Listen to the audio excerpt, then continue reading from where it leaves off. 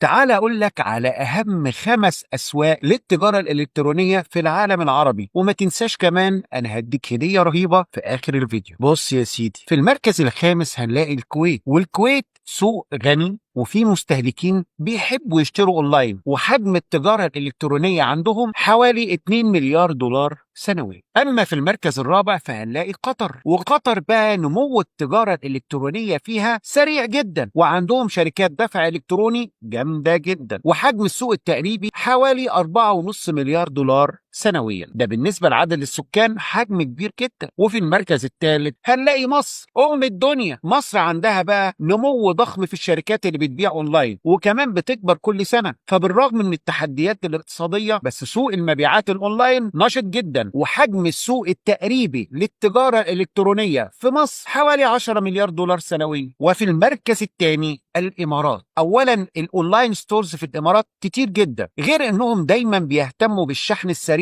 ومعروفين بخدمة العملاء الجامدة والامان العالي في المعاملات المالية اونلاين. وحجم السوق تقريبا 12 مليار دولار كل سنة. أما في المركز الأول عربيا بلا منازع السعودية، مستوى الإنفاق أونلاين مرتفع جدا، والمستخدمين واعيين ومتطورين جدا أونلاين، وفي كمان دعم حكومي ممتاز، وده سمح بالتوسع الكبير في سوق التجارة الإلكترونية. وحجم السوق التقريبي في السعودية حوالي 28 مليار دولار سنوي. هديتي ليك بقى، بما إنك وصلت للحتة دي من الفيديو، دليل مجاني كامل بالمنتجات والسلع الترند في كل بلد من البلاد دي، وايه المنصات المناسبه للبيع والتسويق كمان، وحجم المبيعات. يعني لو داخل على البيزنس ده، الدليل ده هو كل اللي انت محتاجه، وهيفيدك جدا ويرشدك تبيع ايه وتركز على اي سلعه. اكتب لي بس كلمه دليل في التعليقات، وانا هبعته لك بشكل تلقائي على الانبوكس او الدي ام. ولو انت على التيك توك او اليوتيوب هتلاقيه في اول كومنت. بس كده.